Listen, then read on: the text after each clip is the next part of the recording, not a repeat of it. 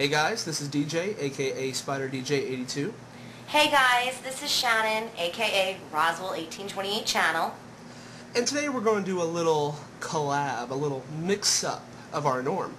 Yep. Today we are doing a review discussion of the popular national bestseller, or worldwide bestseller, I'm sorry, of the novel Twilight by Stephenie Meyer. I'm holding up the book just so you know, so everybody can see it. Yeah, me too, that's what I'm doing. Oh, good, okay, go get this book, everyone, okay? Now this is going to have spoilers, right, DJ? Tons of spoilers. It is going to have spoilers, so if you have not read the book, and don't you want watch to read the this. book, Yes. get out. Yes, leave now, because you do not want, we're going to definitely have spoilers, and if you want to read the book, and still want to let us know that like you stopped by and dropped by the video, then just leave a little comment and say hello and get out quickly.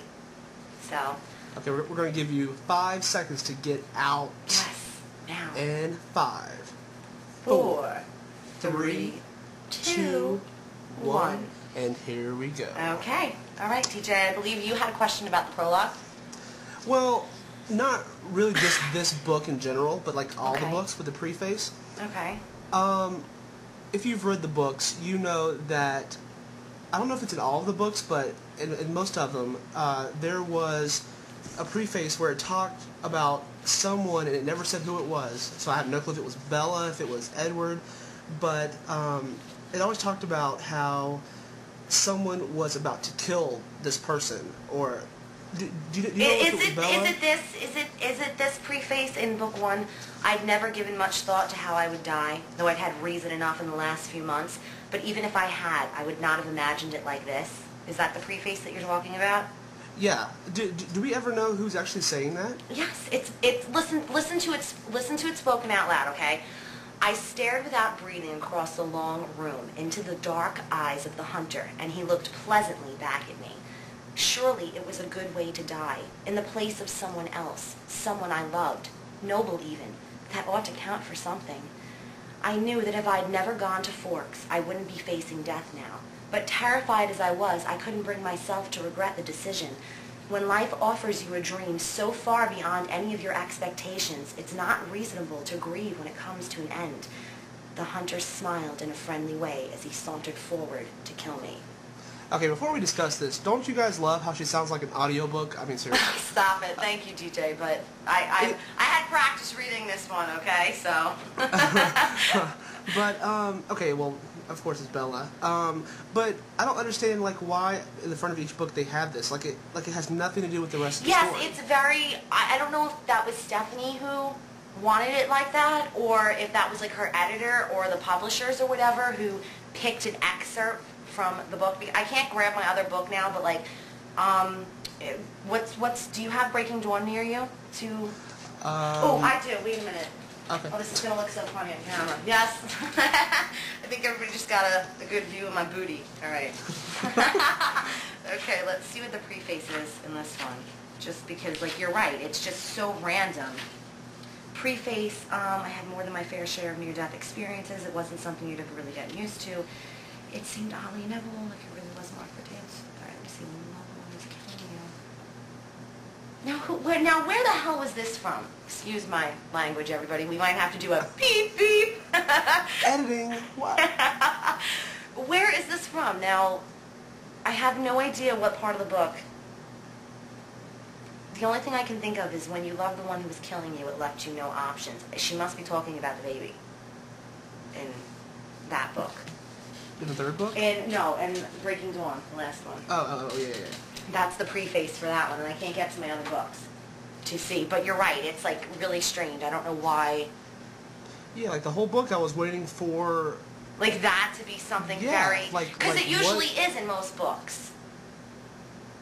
You know, it's usually something where like, oh, okay, that's relevant. Like if they do a preface like that. I mean, well, the only thing I can think of is that this is kind of like a thought of Bella during the scene with James at the end of the ballet. Yeah, that's what it is. And it is in the book. Like, it is, if you scroll through it, I'm never going to be able to find it now, but it is in there. If you go to, what is it, chapter 22, I think, is when, hide and seek is when she's in the ballet. it will have like those exact words, but like the sentence is cut up a little bit, and there's like, it's different. Just like the back of the book says about 3 things I was absolutely positive. The first is Edward was a vampire. Second is there's a part of him, and I didn't know how dominant. In the book, it's I didn't know how potent that part might be. They changed the back of it for any of those of you who have noticed that, who are insanely obsessed like I am. Yeah, so. Okay. And also, before we go further, I read this book like 3 weeks ago, so I'm a little rusty. It's okay. I'm a little rusty too. I will admit I have notes here, people. I showed everybody my notes. I'm not that creative. He's not that, yes. Organized. He's not that organized. It's okay though. It'll make it more spontaneous. Okay, well, since I did the preface with my little question, why don't you go ahead and start off the actual story? Okay, the actual story, Chapter 1. Now, it's her leaving Phoenix to give her mother and the mother's new husband some alone time, and she's going to live with her father in Forks off of the Olympic Peninsula in Washington. And the first chapter pretty much consists of her leaving, coming to Forks, her father telling her that he bought her first car, and it's an old, do you remember the year? I don't remember the year. 1950... Oh, Lord, make me look. A 1950s Chevy truck. And I'm trying to think what else consists in the first chapter. She has her first day at school, and she has no idea why the alluring and mysterious and gorgeous Mr. Edward Cullen there does not like her. So they have the one class together. They have biology and... Biology, yep. It's just, he just looks at her like he wants to kill her, and she has no idea why. And then she goes into the office at the end of the day, and he's looking to switch that biology class for any other time.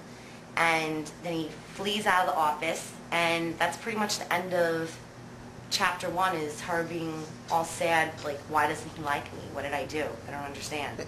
And just to let you know, it doesn't state the year. It just says it was a faded red, color with big rounded fenders and a bulbous cab. Okay. It must be in the later books that they get into the exact date of it, because it's a 50... One of our viewers is going to say, you retards, it's 1950. Somebody who's read the books better than us, but... So, all right, and then moving into Chapter 2 is,